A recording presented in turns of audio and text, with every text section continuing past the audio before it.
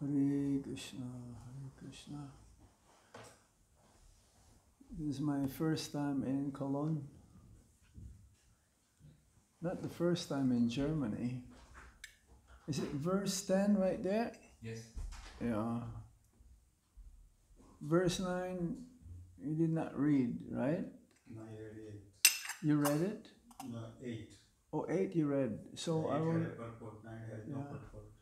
Okay, so 9 I will read and then 10 also. That's where we are. Hare Krishna. Jai Radha Madhava Kunja Bihari. Jai Radha Madhava Kunja Bihari. Jai Radha Madhava Kunja Bihari. Jai Radha Madhava Kunja Bihari. Gopi Jana Balava Girivaradhari. Gopi Jana Vallabha Girivaradhari. Gopi Jana Balava Girivaradhari. Gopi Jana Vallabha Girivaradhari. Jaya Radha Madhava Kunja Bihari. Jaya Radha Madhava Kunja Bihari. Gopi Jana Balava Girivaradhari. Gopi Jana Vallabha Girivaradhari. Jaya Gopi Jana Balava Girivaradhari. Gopi Jana Vallabha Girivaradhari. Sodanandana Brajajana Yashodanandana Vrajajanaramjana. Yasodanandana Brajajana Yashodanandana Vrajajanaramjana. Yamuna Tiravana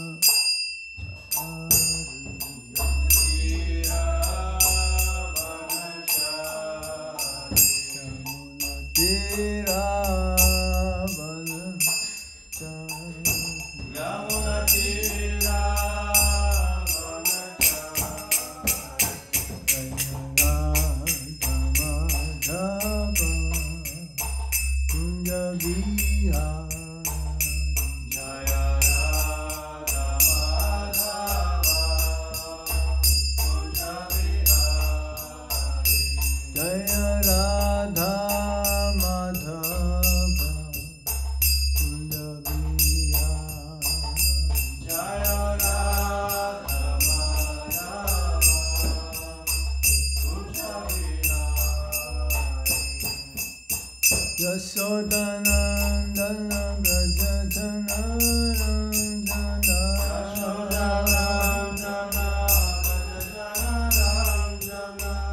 Yasodanandana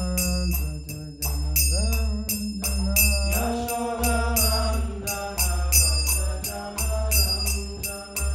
Yamuna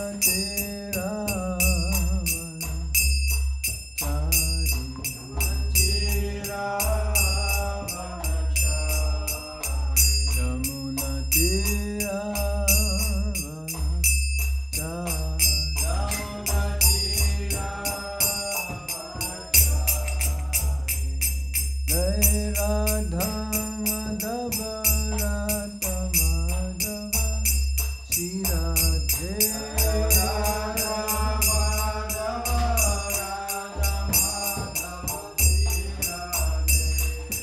Radha Shama Sundar, Radha Shama Sundar Shri Radhe.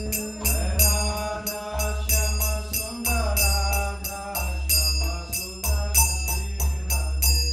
Jai Krishna Balaram, Krishna Balaram, Krishna Balaram, Jaya Krishna Balaram. Jaya Krishna Balaram, Jaya Krishna Balaram, Krishna Balaram, Jaya Krishna Balaram. Jaya Gauranitai, Gauranitai, Gauranitai, Jaya Gauranitai.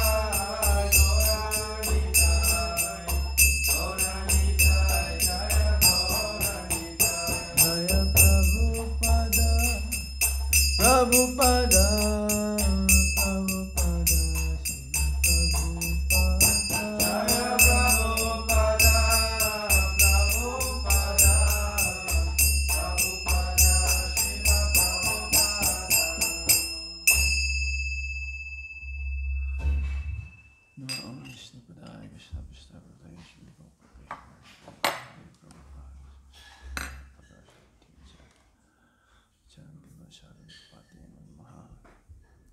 Nama Om Vishnu Padhaya Krishna Prestaya Bhutale Simate Bhakti Vedanta Swami Namine Namaste Saraswati Devi Gauravani Pracharine Nirvishesha Sunyavadi Paschatya Desatarine Om Jnana Timirandasya Jnanangana Shalakaya Chakshurum Militam Yena Tasmai Shri Gurave Namaha Shri Chaitanya Manobhistam Stapitam Yena Bhutale Swayam Rupa Kadamaya Dadati Swapadantikam Vandeham Shri Guru Sijata Padakamalam Shri Gurung Vaisnavamscha Serupam Sagrajatan Sahagana Raghunatan Vitam Tam Sajivam Sadvaitam Sadvadutam Parijana Sahitam Krishna Chaitanya Devam Sri Radha Krishna Padam Sahagana Lalita Sri Visakam Vitamscha He Krishna Karuna Sindhu Dina Bandhu Jagatpate Gopesa Gopika Kanta Radha Kanta Namostate Tapta Kanchana Gaurangi Radhe Vindavanispare Visabhano Sute Devi Pranamami Hari Priye Vanchakalpa Tarubhyascha Vipashindubhya Evacha Patitanam Pavanebhyo Vaishnavebhyo Namo Namaha Jai Sri Krishna Chaitanya Prabhu Nityananda Shri Advaita Gadadhar Shivasadi Gaura Bhaktavinda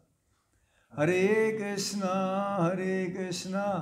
Krishna Krishna Hare Hare Hare Rama Rama Rama Hare Hare Om Namo Bhagavate Vasudevaya Om Namo Bhagavate Vasudevaya. Om Namo Bhagavate Vasudevaya Om Namo Bhagavate Vasudevaya. Om Namo Bhagavate Vasudevaya Om Namo Bhagavate Vasudevaya.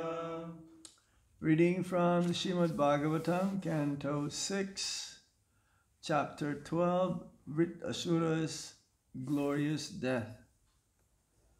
So today we're discussing from the 10th sloka, and we have to read also text 9 as it was not read yesterday. So text 9 I will read, and text 10 we will read all together.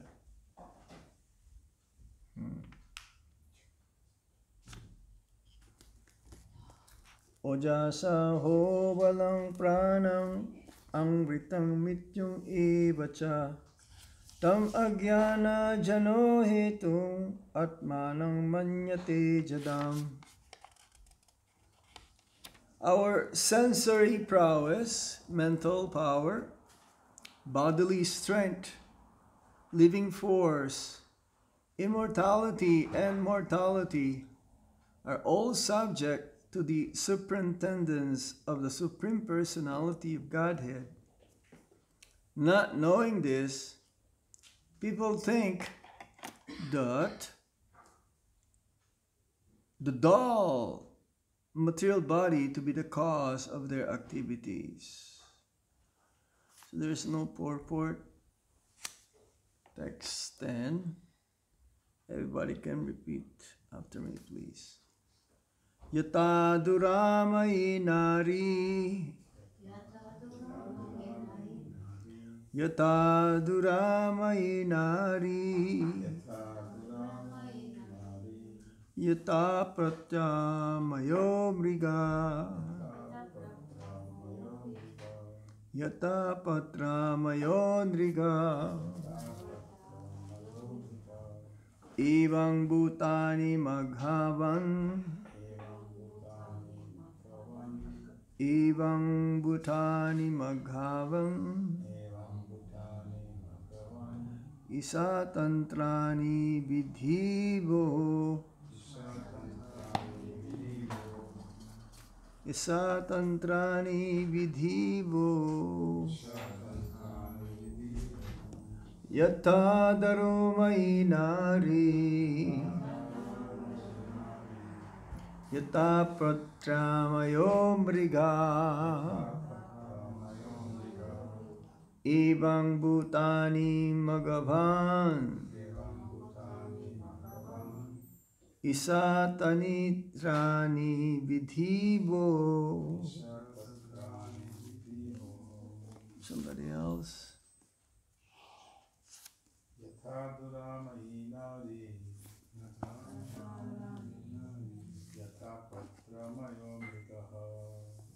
Yatha patramayo mriga. Evang bhutani maghavan. Isa tantrani vidhivo. Yata darumai nari. Yata patramayo mriga. Evang bhutani maghavan. Isa tantrani vidhivo.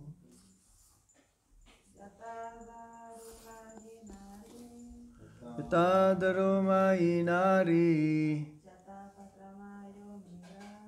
Yata patramayo mriga. Evam bhutani maghavan. Isa tantrani vidhivo. Yata duramayi nari. Yata patramayo mriga. Evam bhutani maghavan. Isa tantrani vidhivo. Translation and purport by His Divine Grace Srila Prabhupada. Srila Prabhupada ki jai. Word for word meaning. Yata, just as. Darumai, made of wood. Nari, a woman. Yata, just as. Patramaya, made of leaves. Mriga, an animal. Evam, thus. Bhutani, all things. Magavan, O King Indra. Isha, the Supreme Personality of Godhead. Tantrani, depending upon. Vidhi, please know. Vo, O sir. Translation. O King Indra, as a wooden doll that looks like a woman, or as an animal made of grass and leaves, cannot move or dance independently, but depends fully on the person who handles it, all of us dance according to the desire of the Supreme Controller, the Personality of Godhead. No one is independent. Everybody please repeat. O King Indra, as a wooden doll that looks like a woman, or as an animal made of grass and leaves, cannot move or dance independently, but depends fully on the person who handles it. All of us dance according to the desire of the Supreme Controller, the Personality of Godhead. No one is independent. Purport. This is confirmed in Chaitanya Charitamrita Adilila, chapter 5, text 142. Ekala Isvara Krishna Arasava Brittaya Yare Yaiche Nachaye Setaiche Kare Nitya. Quote, Lord Krishna alone is the supreme controller, and all others are his servants. They dance as he makes them do so. Unquote. We are all servants of Krishna. We have no independence. We are dancing according to the desire of the Supreme Personality of Godhead. But out of ignorance and illusion, we think we are independent of the Supreme Will. Therefore, it is said, Isvara Parama Krishna Shachit Ananda Vigraha Anadir Adir Govinda Sarvakarna Karanam. Krishna, who is known as Govinda, is the Supreme Controller. He has an eternal, blissful, spiritual body. He is the origin of all. He has no other origin, for he is the prime cause of all causes. Brahma Samhita, chapter 5, text 1.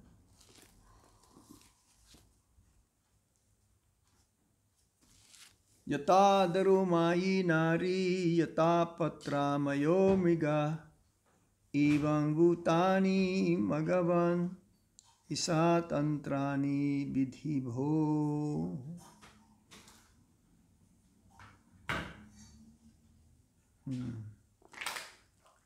So here, Brit Asura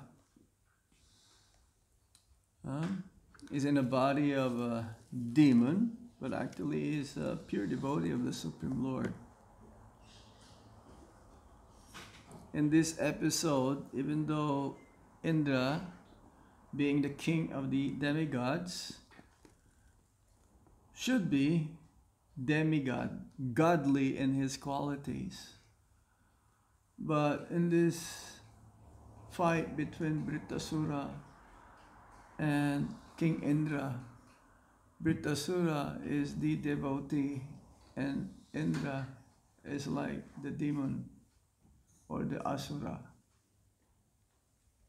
it is arranged somehow that Vritasura would want to fully depend on the Supreme Personality of Godhead. He wanted to be killed by Indra after Twasta performed sacrifice, the father of Vishvarup, who was killed by Indra. Twasta created Vritasura. And because he mispronounced the mantra for attaining this demon, which is supposed to be the enemy of Indra, like Indra became the enemy of Vritasura. We have to be careful of the mantra also when we chant the Hare Krishna Maha Mantra, because the Hare Krishna Maha Mantra fulfill everyone's desires, both materially and spiritually.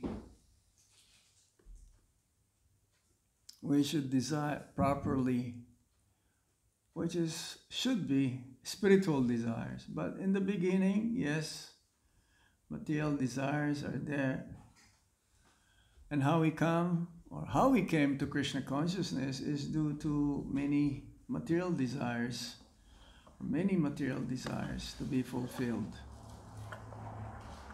Very rare that one enters or come into Krishna consciousness ultimately to become pure devotee of the Supreme Lord. It says that in the Bhagavad Gita, the 4 kinds of personalities who approach me. One who is in distress, one who is in need financially, one who is inquisitive, and one who is genuine seeker of knowledge. So out of those 4 personalities who approach Krishna, the best is the one who is wanted to inquire more, genuine seeker of knowledge. So Vritasura, he wanted to be killed immediately. You please kill me immediately. Where can you find an enemy like this? If you have an enemy. Of course, devotees, they don't have any enemies. But the enemies may be to the devotees, towards the devotees, but we don't have enemy. We don't have any one that we hate. Pure devotee, he loves everyone. So Vritasura, he wanted to be killed immediately by this weapon, thunderbolt weapon of Indra, knowingly that he will attain not just the Swargaloka or the heavenly planets, but he will attain the kingdom of God in the spiritual sky. So he was saying, oh, let me be killed and you will attain what you desire. Because King Indra, even though he is the king of the demigods, he wants name, fame, adoration, prestige. He wants wealth and opulences. He wants enjoyment. I don't want any of those. Vritasura saying, you kill me, okay? Let me go back home, back to Godhead, and enjoy your kingdom. The pure devotee of the Lord, he doesn't want to die though. He wants to live as long as possible so that he can continue his service towards the Supreme Personality of Godhead. He is pure in his heart, therefore his desire is only what Krishna's desires about him. He is fully dependent on the Supreme Lord. He considered himself to be helpless. Again, when we chant the Hare Krishna Maha Mantra, Srila Prabhupada says we should cry like a child, crying for one's mother. It's like if in the middle of the crowd, the child gets separated from the mother, then the child will cry for help, knowingly that only shelter and protection will be there from the mother. So when we chant Hare Krishna Maha Mantra, it is the same. We're pleading the help of Lord Krishna to have us free, become free from all of these miseries and sufferings. And please, Lord Krishna, lift me up. Get me out of this material world. Let me attain your shelter under the shades of your lotus feet. A devotee of the Supreme Lord is fully dependent on the Supreme Lord. And therefore, because he renders pure loving devotional service towards the Supreme Lord, the Lord feels obliged to give him shelter. Now, even though the devotee depends fully on the Supreme Lord, he still prays for his protection. He still asks Lord Krishna for his help, even though automatically the Lord will protect or help him. But in the beginning, if the devotee has some desires, and the devotee is sincere, that desire may be material. It says in the scripture that the Lord, out of his mercy, he will take away everything the devotee has, so that fully he'll become purified. A devotee may have material desires, but he is sincere, he wants to go back home, back to Godhead. Then the Supreme Lord, to show his mercy, he will take away everything, so that his completely depending on the Supreme Lord will happen. He will not have any other shelter except the Supreme Lord. So no one is fully independent. It's like in a few days, India will be celebrating Independence Day. Is that Bhadra Prabhu correct? 16th of August or something? August 15th. August 15th. Independence Day. Germany has Independence Day also. Every country has its own Independence Day. It's like July 4th for US of A. But no one is completely independent. He says here, no one is independent. He says in the translation, Srila Prabhupada. A devotee, a disciple is always dependent on the spiritual master. When the spiritual master is still around, he knows that he feels secured. He feels protected. He knows that he can go to the spiritual master in times of troubles, in times of need. So what happens when the spiritual master leaves the body? Physically, if Bapu is not there anymore, still he can depend on the Supreme Personality of Godhead's pure devotee, the spiritual master, but physically he is not able to approach him. By his Vani, the spiritual master is present. As Prabhupada says, Vani is more important than Vapu. But still, it says in the scriptures that we need someone who we can ask advice from. So enters the Siksha Gurus.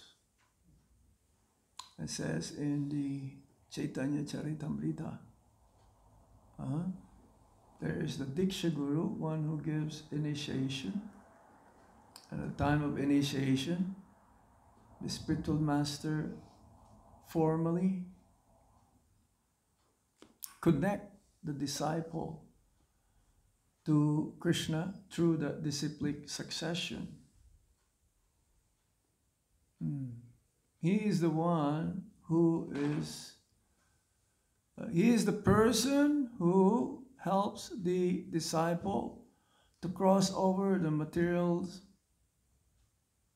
forest of enjoyment or the ocean of material suffering. He's the one. He's the via media. But then when the spiritual master is gone, it's like Prabhupada, he left 1977. Almost 50 years now, isn't it? Yeah? But he's still present through his teachings, and he has many disciples whom we can confer, whom we can ask for help or ask advice.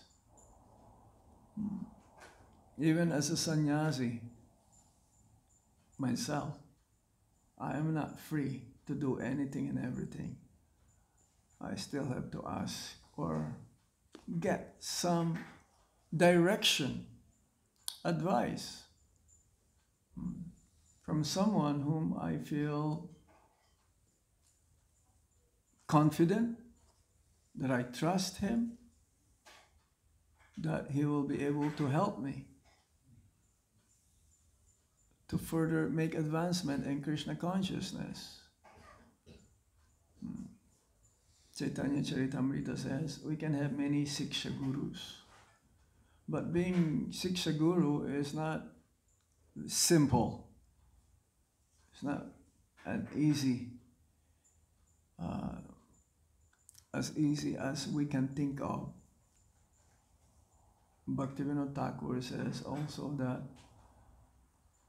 sometimes the Siksha Guru becomes more prominent than the Diksha Guru.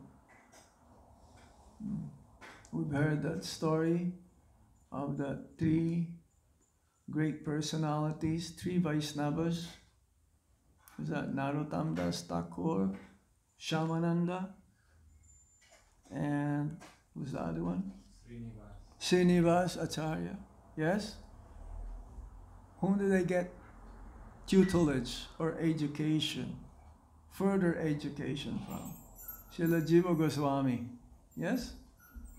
So the Guru sent, and then after the education or knowledge given to them, they went separate ways to preach. So the spiritual master may not be there all the time because he is always traveling, preaching, meeting new devotees, and also meeting and making sure that the disciples make spiritual advancement. So we should also somehow try to seek or to find devotees who are more advanced than we are, or at least in an equal level, in a friendly way, because friends, they give advice to each other as well. So in this way, we'll still continue to make progress in Krishna consciousness.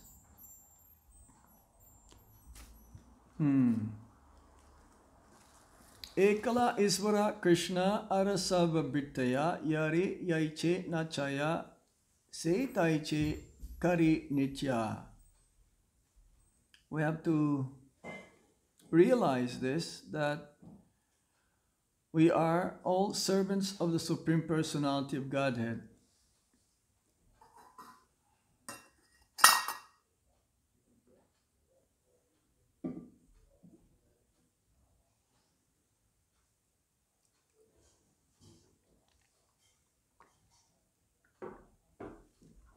Krishna is the only supreme, and everyone else are his servants. He is the supreme controller.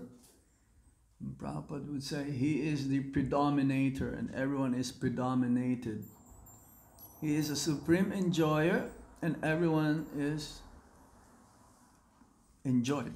Every one of us, each and every one of us. We are all his servants. So we have no independence. It's like the servants are just waiting for the master what to tell them to do.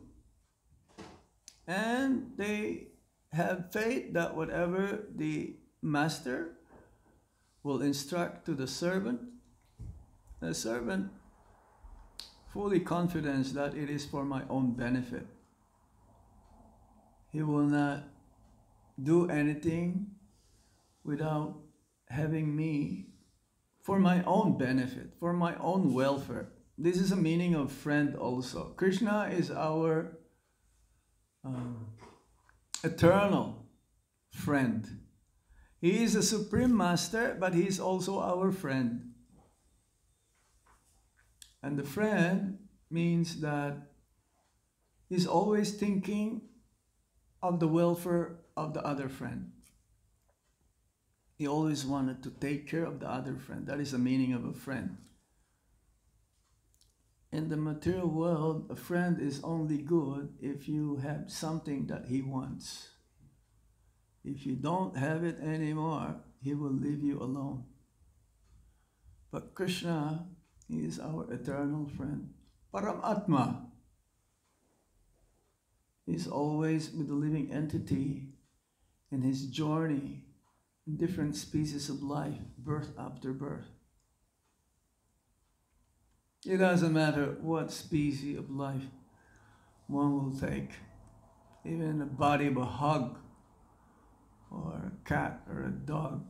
But that doesn't mean that Krishna became a cat or a dog in that form as well. But he is always there. He is the witness. He is the seer. He is the observer. He is the permitter. And he is the controller. But somehow Krishna created the living entities to have this minute independence. Again, minute. Not full independence. Minute because we are responsible for the activities that we perform or will perform. So the Paramatma is always thinking for our welfare, and ultimately he wants us to go back home, back to Godhead. Krishna is more eager for us to go back to Godhead than we do. The foolish living entity being conditioned in the material world, he just wants to stay in the material world. Being in illusion, he thinks that he can be happy here eternally. But unfortunately, it is not possible because this material world, as far as I can see, because I've been traveling for the last 3 months, everywhere is full of miseries and sufferings. Some countries, they say, the people, they say, good morning, hello. Or they will wave their hands like this. This is like a show that, they're friendly, but deep inside there's anguish and pain. Prabhupada says our main disease is that we want to be happy in this world, but we are always keep on repeatedly taking birth again and again, and it is miserable. Inside the womb, we are miserable. Inside the womb of our mother. And when we come out of the wombs of our mother, we're still miserable. We promise to Krishna. This is in the 3rd canto. He says, a fortunate soul will pray to Lord Krishna to please get me out of this womb. This is full of material sufferings here inside. As Prabhupada says, if an adult will be put inside a bag, he's not be able to maintain himself. He wants to get out as soon as possible. So that fortunate soul, when he understood that he's going to come out, he doesn't want to come out now of the womb. But then the life air will be there to push out the child to come out of the womb of the mother. And we didn't see any child smiling coming out of the womb of the mother. They were all crying. Is that correct? We had that experience. So, again, a fortunate soul, if he meets a pure devotee or devotees of the Supreme Lord, then his journey, the door going back to Godhead is open. So this minute independence was given to us. Hare Krishna, Sisi Vijay, Gauranga, Doyal Nitai. Hare Krishna. First time I've heard Vijay Gauranga, victorious Gauranga. Doyal Nitai many times. Very beautiful. This minute independence, we have the choice. So we're given this minute independence, but it says that this is like a jewel. We have to take care of it properly. If you have some very precious stone, you put in a safe. You keep it in a safe, locked up. You don't put it here and everywhere because someone may take or someone may misuse. So if we misuse this minute independence, the Paramatma will always want to convince us, don't enjoy the fruits of your activities. Surrender to Krishna. Give everything to Krishna. This is no. Either we enjoy the fruits of our labor or we surrender. We use it for Krishna's service. There's nothing in between here. So if we misuse by enjoying the fruits of our labor, then karma comes in.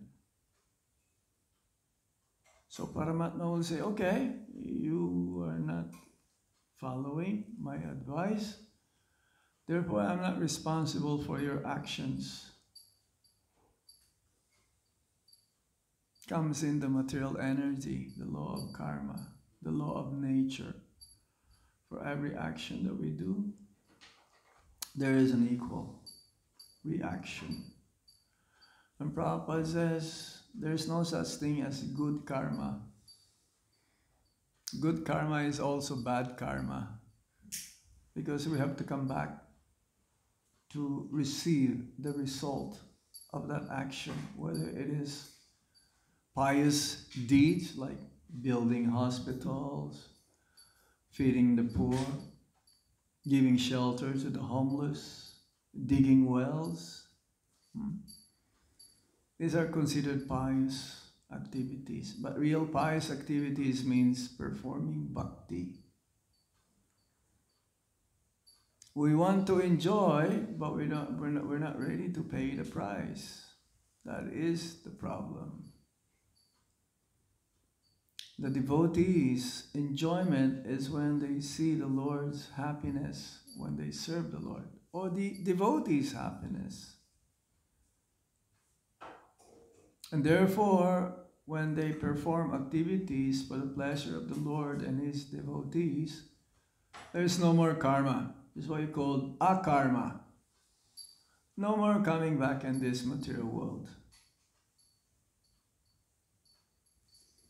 We give up our independence to please the Supreme Lord. We become fully dependent on the Supreme Personality of Godhead. And therefore, even though one is fully dependent on the Supreme Lord, the devotee also asks the Supreme Lord for benediction. Benediction not for himself, but for the benefit of others. It's like Prahlad Maharaj. He was fully dependent on Lord Nrsimhadev for the Lord to protect him. And then when he was asked, I'll give you any boon.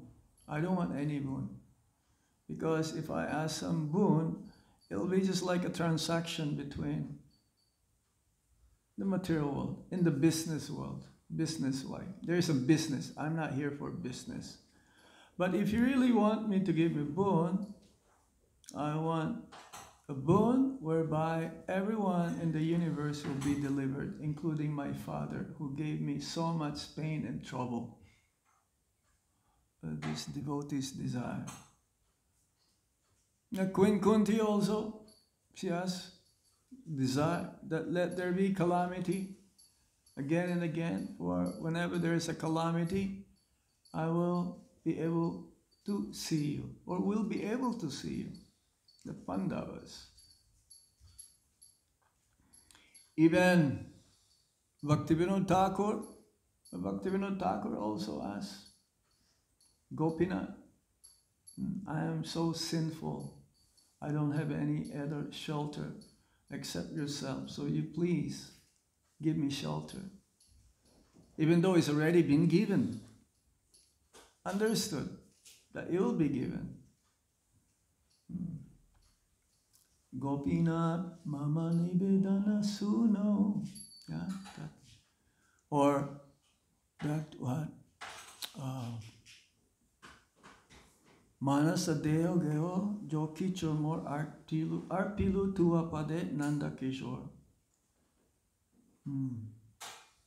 Whatever is mine I give to you.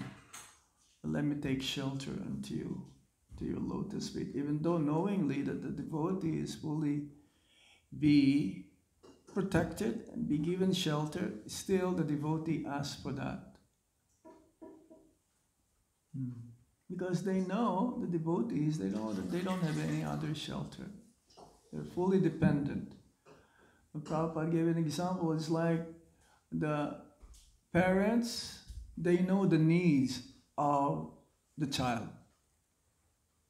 The child doesn't have to ask anything. But still, sometimes they ask the parents, please get me this, get me that. It's a reciprocation. This is the love, reciprocation of love between the child and the parents, or the devotees and the Supreme Lord.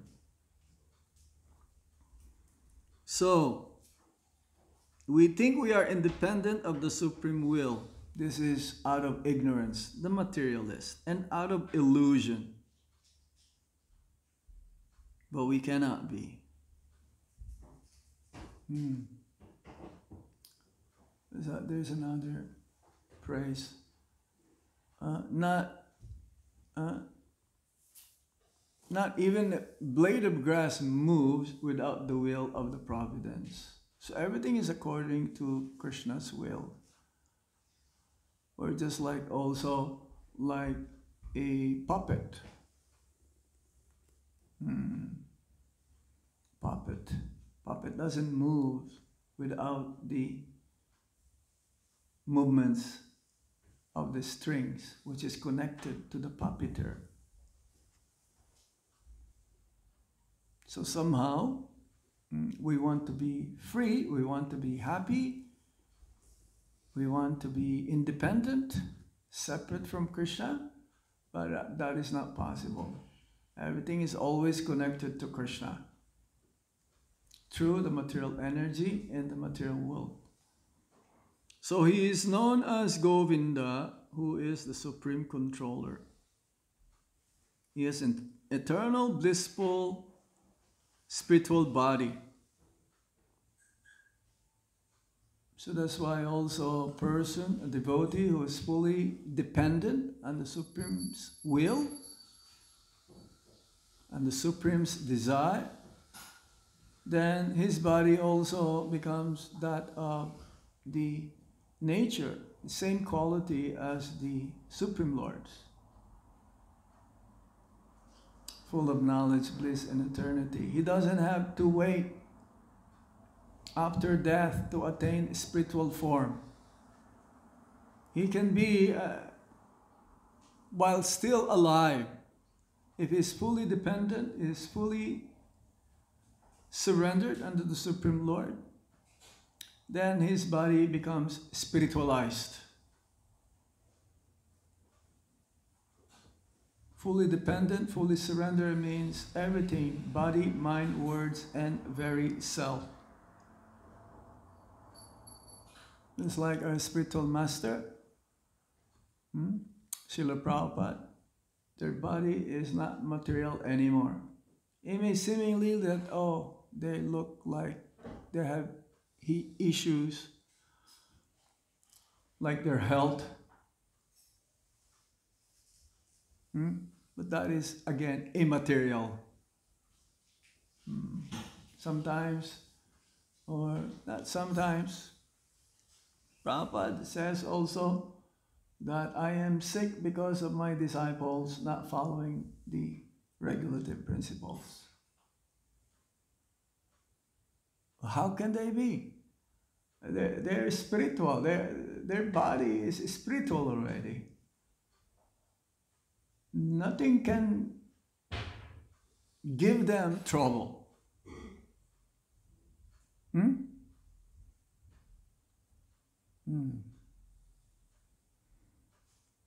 For me, my understanding is that Prabhupada says there so that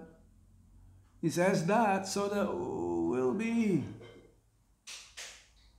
encouraged to follow at the time of initiation the agreement that we agreed upon in front of the deities and the Vaishnavas to follow. And as long as we're following that agreement, our part, the disciples, eventually one also will become pure devotee of the Supreme Lord.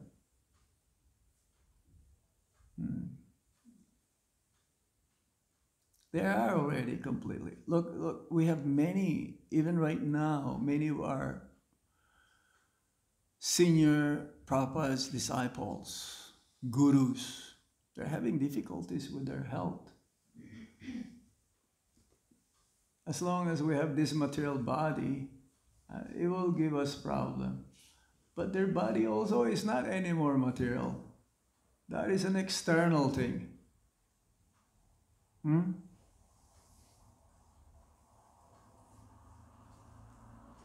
Look at, for example, His Holiness Jayapataka Swami. Medically, it cannot be explained how he's still alive. They never seen any case like this before. His body is completely wrecked, so to speak, but he's still alive. He's still inspiring us. He's still encouraging us. He's waiting when the TOVP will be inaugurated. Who knows? It's supposed to be 2026. We pray that he'll live that long, but still it's up to Krishna. No one can tell when Krishna will call his devotees. It's up to him. It's not still in the control of his devotees. When Srila Prabhupada left, the devotees, they never thought that Prabhupada would live. They thought that Prabhupada would live forever. But no, Krishna has a plan. We have a plan. Krishna has a plan also for us. That's why the devotee is always fully dependent unto the Supreme Lord. And not until the conditioned soul understood that I cannot be fully independent, that I have to depend on someone, especially I have to depend on God, then he can be freed from the cycle of repeated birth and death. And here, Vritasura is fully dependent. He's more dependent than King Indra, being the king of the demigods. He's supposed to be. But King Indra is always in that position. In the Srimad Bhagavatam, King Indra is always into trouble, seemingly. Is that correct, Bhadra Prabhu? It's always like, he had some encounter also with Krishna in Vrindavan. He wanted to kill all the Brajabasis. He's not just wanted to harm Krishna, but he wants to devastate the whole of Braj, including the Brajabasis. What kind of mentality is that? So Krishna taught him a lesson which is also for his purification. Krishna can do many things all at the same time. So he purified Indra's being puffed up, and he purified him. And King Indra understood his position. Even though Krishna is just a child, 7-year-old. But how many more times he was into trouble? He tried to steal Prithu Maharaj's 100th horse sacrifice. That Asvamedha Yagya. Because he has these qualities that we have to learn not to be. The whole Bhagavatam is like that. We may see, like Durvasa Muni offending Ambarish Maharaj, right? So the many stories here that seemingly it's in the not favorable way, but for us to learn so that we should not follow. And Vritasura, ultimately he went back home, back to Godhead after being killed. So this whole chapter is about Vritasura's glorious death.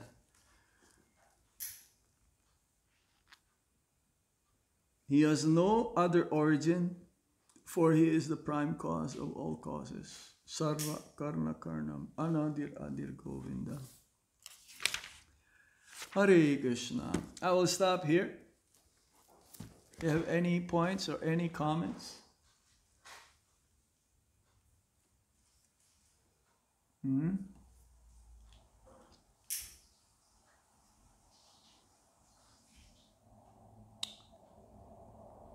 King Kulasheka in Mukundamala Stotra, he prays, O Supreme Lord, O Vishnu, you are the most compassionate. So now please show me your favor and bestow your mercy upon this helpless soul. A surrendered soul is always think of being helpless. Even though he knows Krishna is there to protect and give him shelter, he still feels helpless. O unlimited Lord, kindly uplift this wretched who is drowning in the ocean of material existence. Is it true that a pure devotee is drowning in the ocean of material existence? No, but he feels like that. wretched. It's like Prabhupada, when he's fully dependent on Lord Krishna, especially when he arrived in Boston Harbor, the arrival of Srila Prabhupada in America. He prayed, I don't know why you brought me here.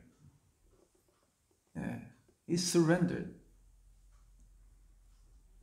He was going to go to London, but he thought America.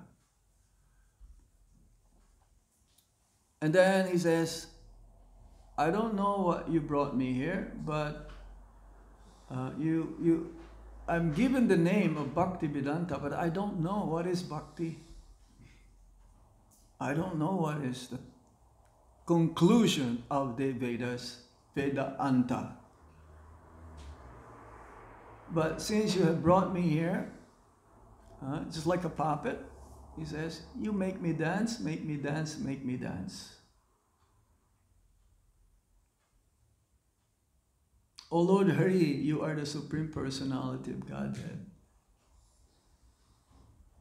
So when a soul who feels himself helpless and unfortunate calls out to the Lord, he touches the Lord's heart.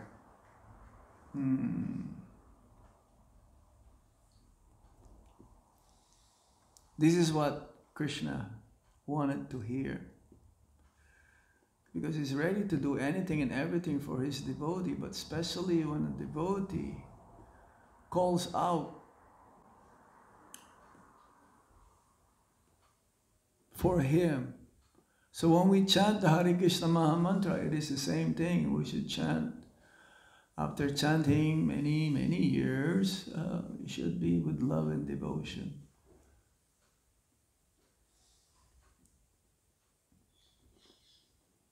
It should be with feelings.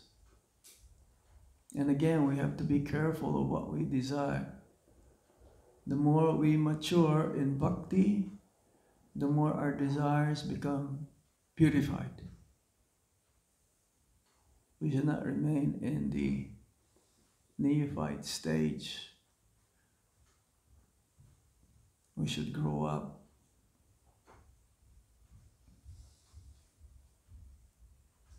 Spiritually. Then one day, hope against hope, Krishna will hear our pleading for help. Krishna will hear our utterance of having no other shelter except his lotus feet, and then he will pick us up.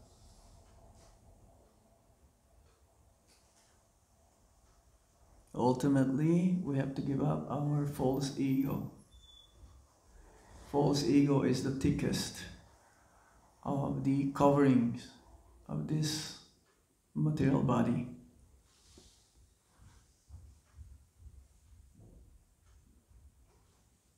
One may give up the attraction towards the opposite sex. One may give up the attraction for wealth or opulence, but it is the most difficult to give up one's prestige and position.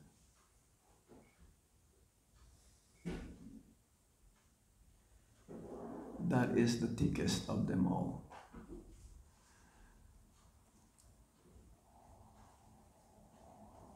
It says here, a devotee does not wish to bother the Lord with any demands or petitions, yet calling for mercy does not contradict the selfless mood of service.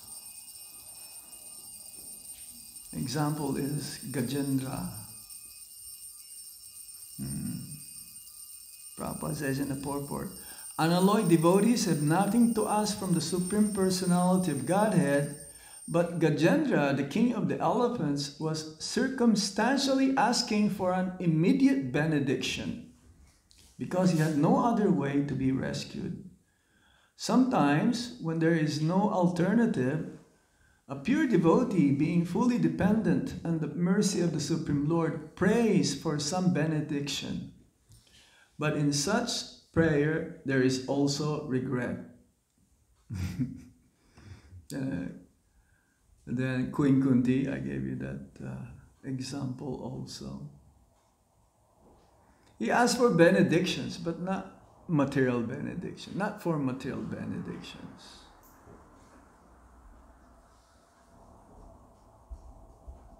She asked the Lord to intervene and arrange things so that they may more fully surrender to Him. They already surrender and they still ask the Lord for them to become more surrender. And we cannot ask that because we're not surrendered yet. But maybe some of you. You can ask more surrender when you are already surrendered. Before general devotees, our desire is to surrender. So it is not contradictory to ask the Lord, so please help me to surrender unto you. A pure devotee of the Lord is ashamed to ask anything in self-interest from the Lord. But the householders are sometimes obliged to ask favors from the Lord, being bound by the tie of family affection. That is the most difficult part here. That is the most binding in the material world, family affection. Or, may say, attachment. Family attachment. Srimati Kunti Devi was conscious of this fact and therefore she prayed to the Lord to cut off her affectionate ties for her own kinsmen, the Pandavas and the Vrishnis. Who is praying like this? Are there any householders in ISKCON praying like this? Could be. We should be. So, there's no problem if Krishna consciousness or Krishna is the center of our life in the family. But in my travels, Hare Krishna, rarely I will see a family all together, chanting together, praying together, executing Krishna consciousness together. Many have tried. When the children grows up, they go separate. I know one devotee in America, the husband and wife, they're initiated, and their children, once they started to work, they just want to live on their own. And they live only 1 kilometer away, and they will not see each other on rare occasion. So this is the greatest attachment. That's why we keep continuing repeated birth and death in this material world. Family ties. But still we should keep reminding them if something happens like that. Okay? Are there any points, any question you may have?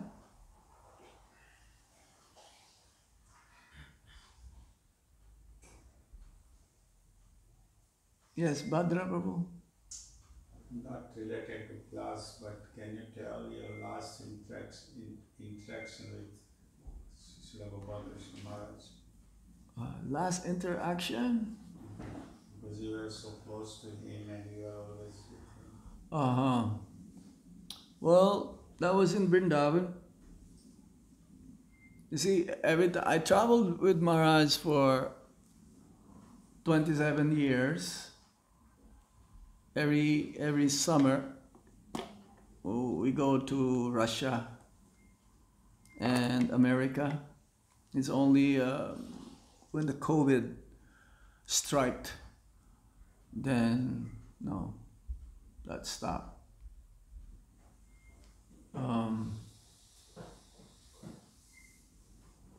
So every time before leaving for a long journey, like US, Canada, every summer, he will spend some time in Vrindavan, like to get the blessings from Srila Prabhupada and Krishna Balaram, Radhesham, Lalita Visakha, Sisi Gaurnitai, and the Holy Dham.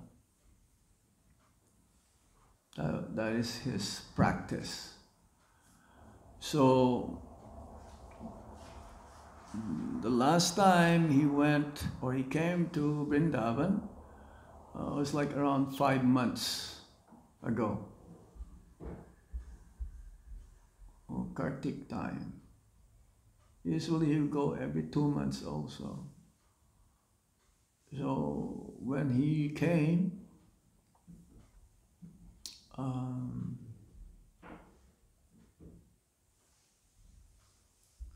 I understood something that Maharaj is not the best of his health anymore. And so he called me. Actually, he called me twice. I was in my ashram. He called me. He says, "Are you busy?"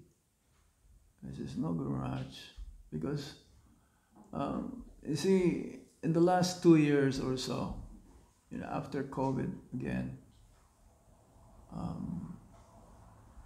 as much as possible, I don't want to disturb his space, because I know he needs his space, and I told the devotees to limit the guests, the visitors. So even though I can be with him as much as I would like to, no, I distance myself, and whenever he will call me only, I will come and see him. So he asked me, "Are you busy?" I said, "Not so much, Maharaj. Just cleaning my room." Because I cannot also to see him in that condition. He's not that, the best again. I can tell. Because traveling after many years, I can understand, I can see his mood. And so he says, "I am tired," he told me. You will never hear him saying, "I am tired." Just like Prabhupada says, is that impossible? You cannot. Impossible is only can be found in the Fool's Dictionary. But the word rest you cannot find in Guru Maharaj's dictionary. It is not there. So he told me, "I'm tired. Can you find someone who can do massage?" So I called, and the person who is like the best, I knew that he can do it, but he's not there. So I found one devotee. He's not even from India. The first time I met him is a disciple of His Holiness Lokanath Swami. He's in the Vani ashram where I'm staying.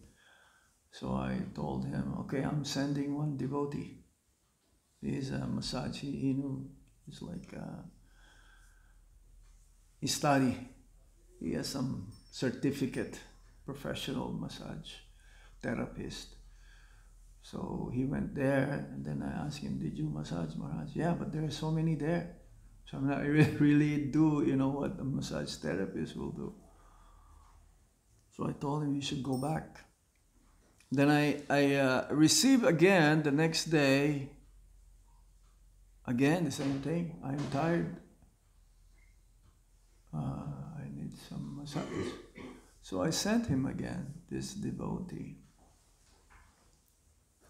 And then I knew that if he's not able to walk anymore, that's it. That's it. It's really not a good sign. So I asked his servants, is Guru Maharaj going for a walk? I would like to go walk with him. He says, no. He never missed Mangalartiks, right? But he was in Vrindavan. No, he did not do any single artik for Radhe Shyam, Krishna Balaram. He's not able to do it. He's not able to get up for Mangalartik now. But he will come for Guru Puja, offering flowers to Srila Prabhupada. And he would do, it was there maybe like 2 or 3 days. So I told Guru Maharaj, you don't have to fully do Dandabats. It's very difficult because he cannot get up now. You know, he has to be like lifted up. And Guru Maharaj, you can just offer your pranams like this. So he did that. He did that. The devotees are ready to, you know, offer the cushion so that, no, he didn't. He offered obeisances like that. And then the second day he came, Guru Puja time again. He offered flowers.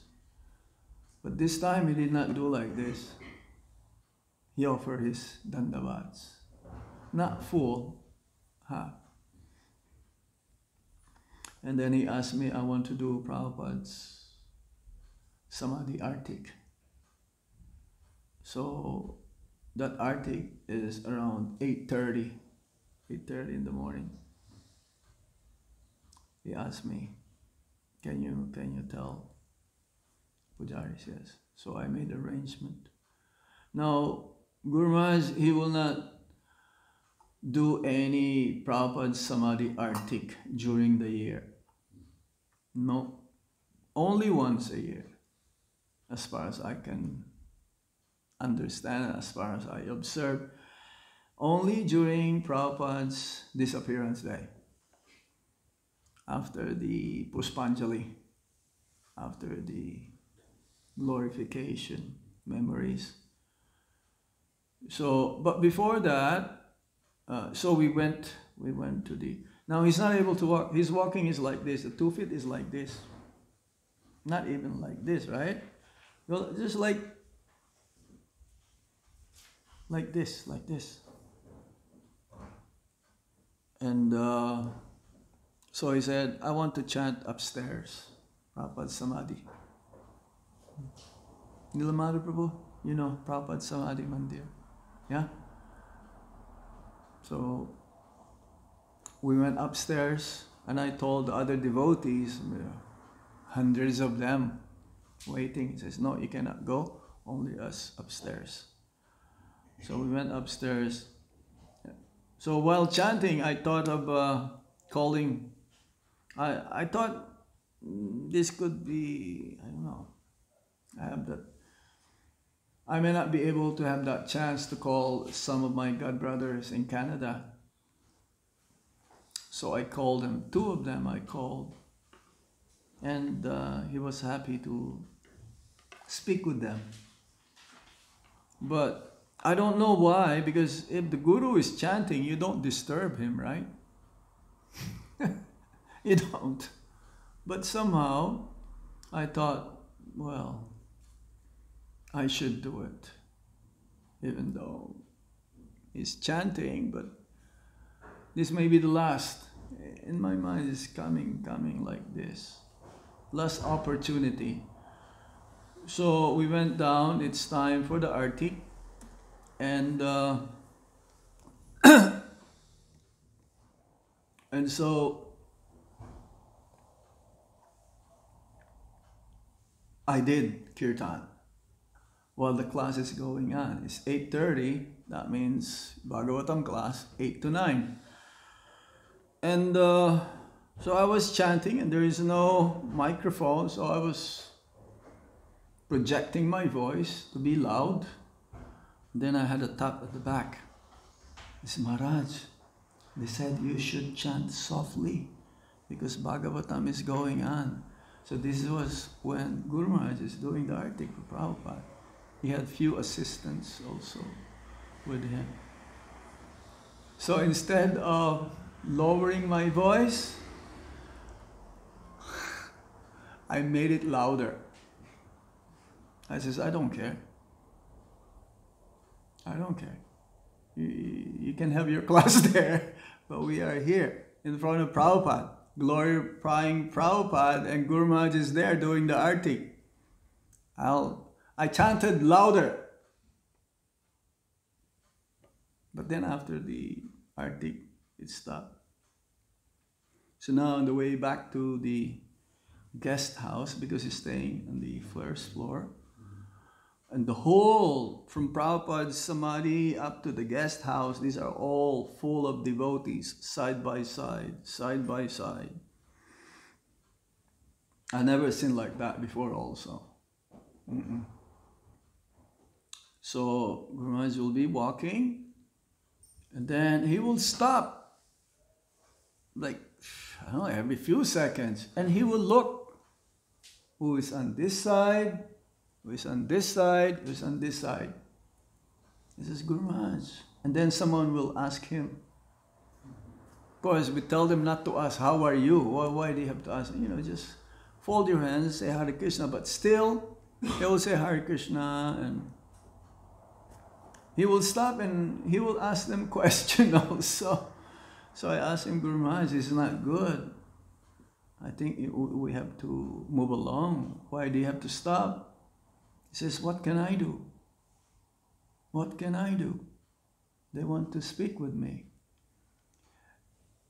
Prabhuji, in ISKCON, very rare you'll find a guru like this.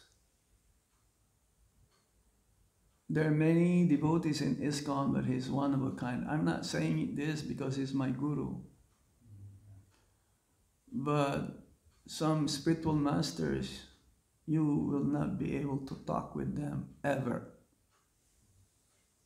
The closest you can speak with them is through his disciples. It's not possible. 10,000 disciples, 50,000 disciples, how can they see all of them? But Guru Maharaj, no.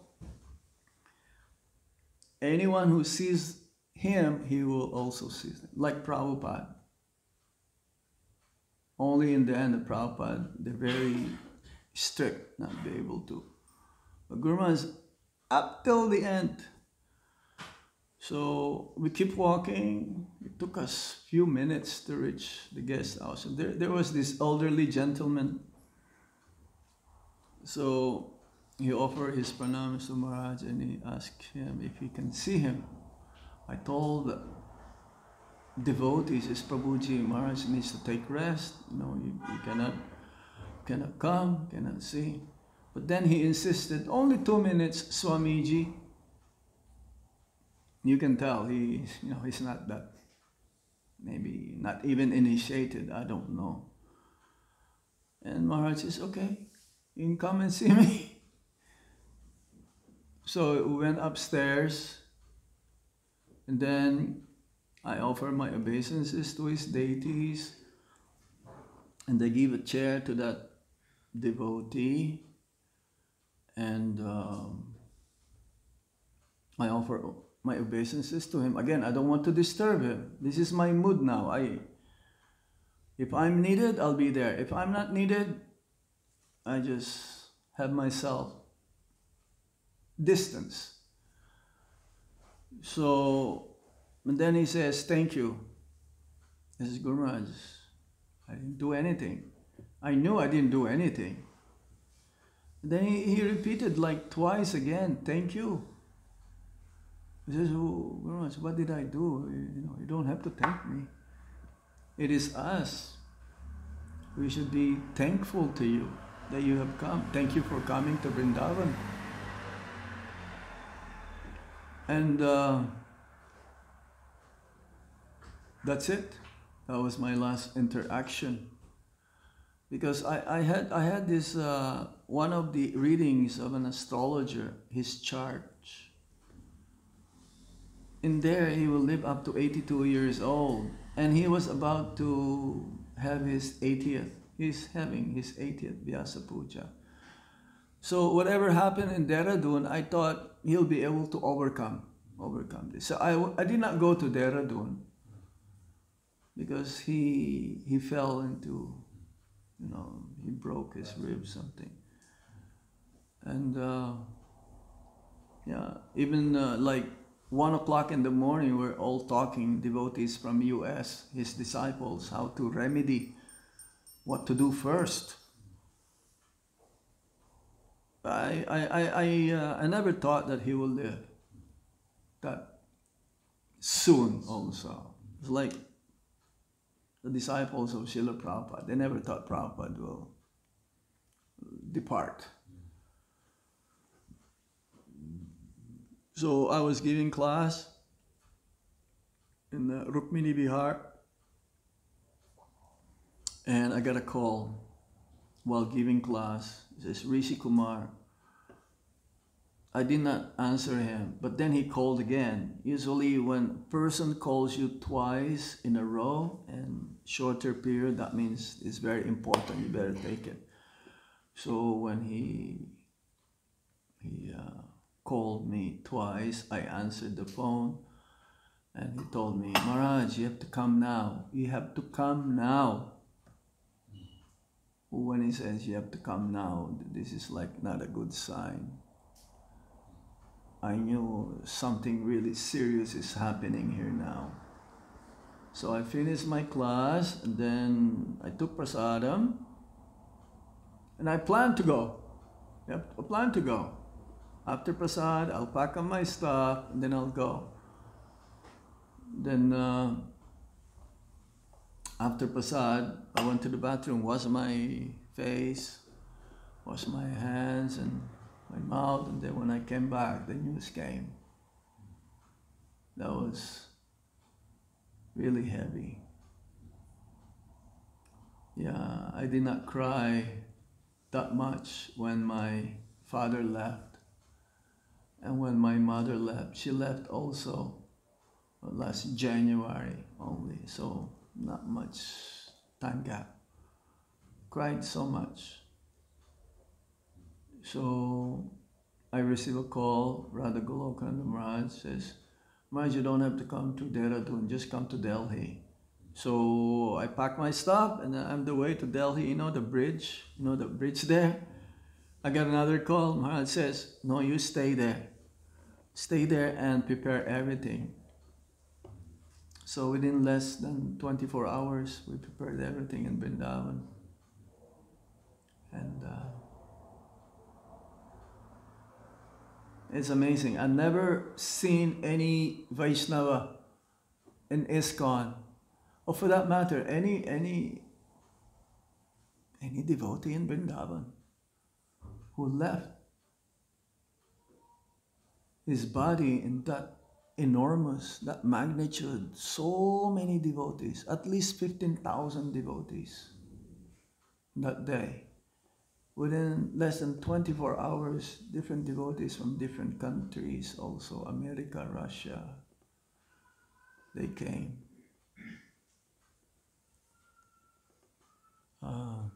So he went for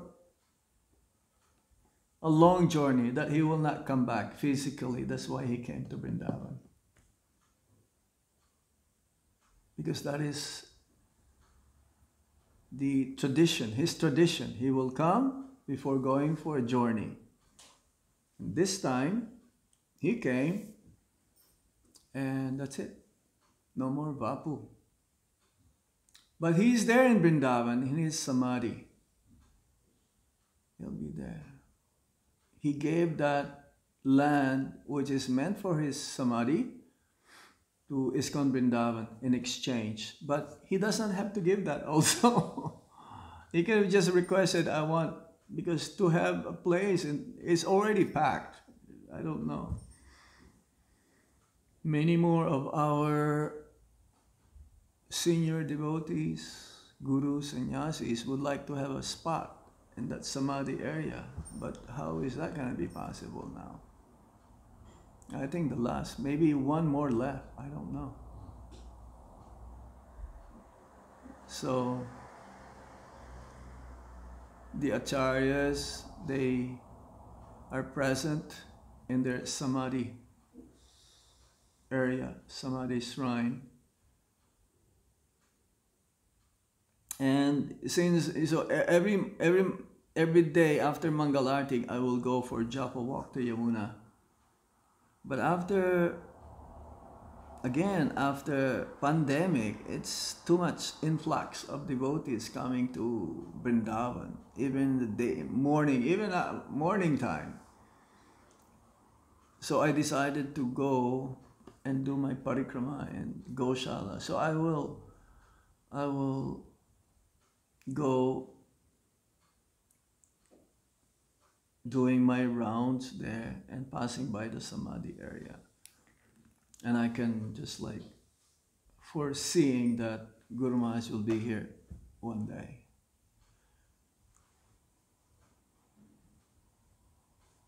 It's very heavy, it's very painful for the disciples, the feeling of separation when the Guru leaves his body. But everyone will face this. And at the same time, it helps us to grow up in Krishna consciousness. It helps us to become stronger, to fully depend on the Supreme Lord and the senior devotees. Yeah. In ISKCON, we don't go out to get the association of others, isn't it? But they come to us. There's no other good association out there. Only in ISKCON. The Ritviks, the Gaudiya Mats, everything, whatever your philosophy, whatever, they come to ISKCON. They come to Krishna Balaram Mandir. But we don't go visit their temples or whatever. Maybe at the Goswami's temples we go, but we don't go to other temples. No, only in ISKCON temples. So we're very fortunate. And as this, what we discussed just a few minutes ago, we cannot be fully independent. No one is independent. So I myself, as a sannyasi, I may think, oh, my Guru Maharaj is not here anymore. Okay, I can do anything and everything I like. No. I still have to.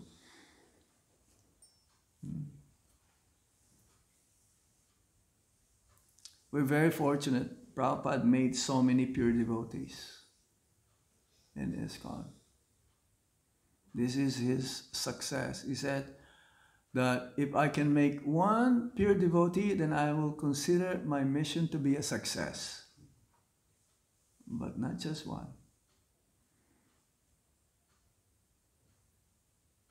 We are all meant to become pure devotees. It's just a matter of time.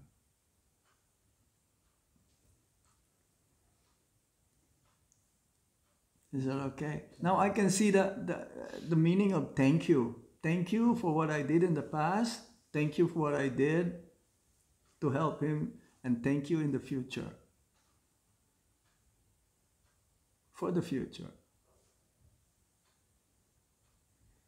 Because he didn't say, he just smiled. When I asked him, what did I do? I didn't do anything. Why you keep saying thank you? He just smiled. Panchagoda Prabhu, he met him also on the way to Prabhupada's Samadhi Mandir. He says, Maharaj, you're gonna make sure you come next year for 50th anniversary of ISKCON Krishna Balaram Mandir. You make sure, okay? He just smiled. That smile meant a lot. That smile's like, yes, I'll be there, or you take care of everything. Hare Krishna. We have to take care of our health. Prabhupada says health first. then sadhana, then service. And he left his body in the battlefield. Yeah, for others, he will just like, they will not move. They will just stationary. But no, that's why his servant was like, having a hard time. I knew, it's like, when he asked me like some opinion, I knew if I say something, he will do the opposite.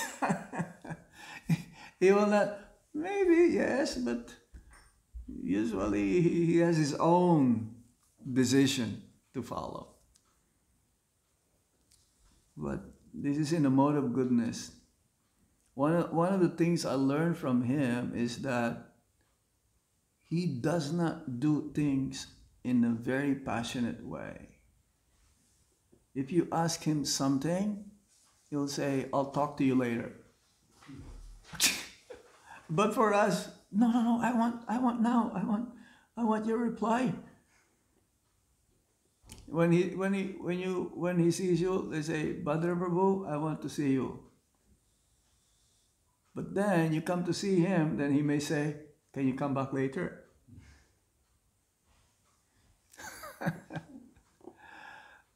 No. This is a mode of goodness, actually. Even pure goodness. For us, he says, okay, all right, this is what you do. Okay. It's like, bam, bam, bam. For him, it's like, it takes time because the time that is like, let's say you have a problem.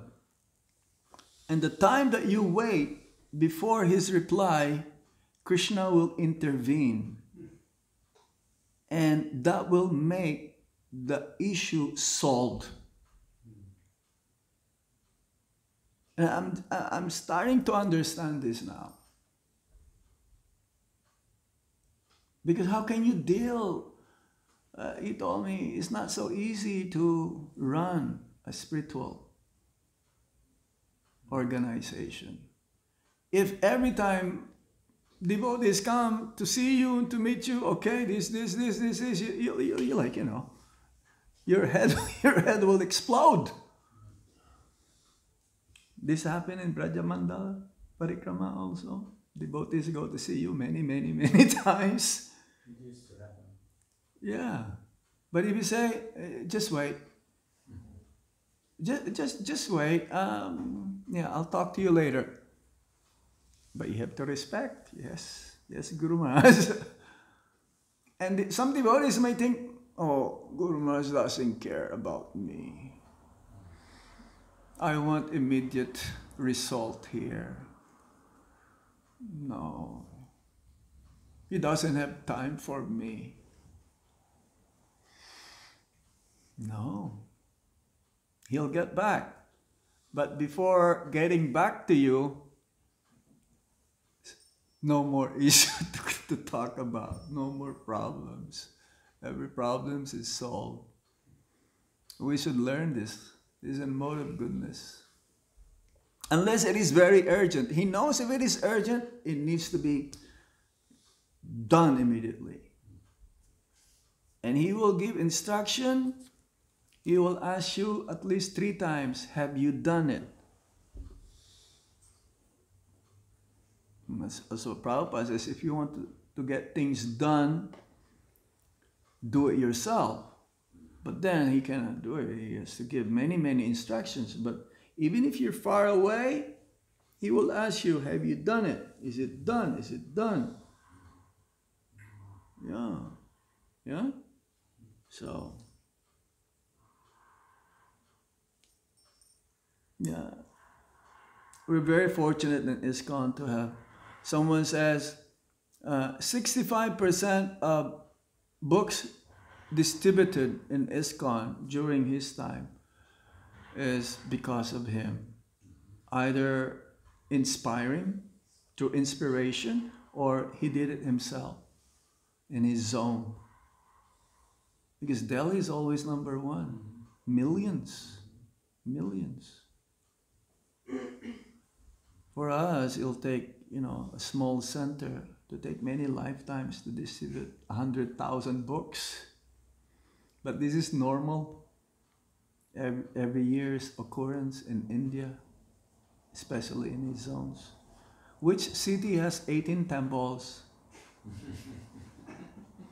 But big, okay? Big. But whatever we have, whatever we can offer to Prabhupada, to Vijay Gauranga Dol Nitai, with sincerity, it is the same. The result is the same. Big temples in Delhi. Oh, tens and thousands of people come.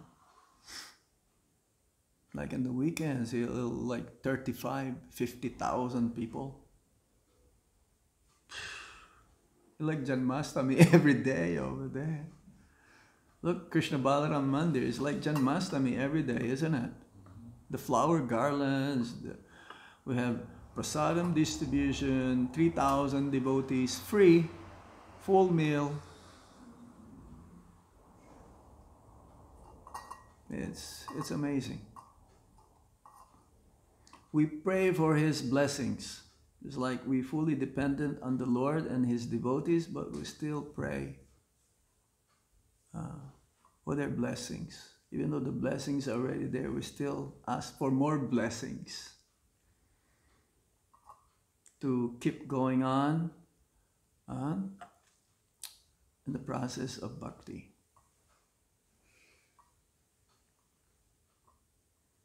Okay? So we stop here? Thank you very much. Thank you.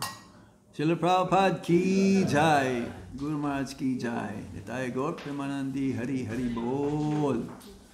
Hari Om Tat Sat.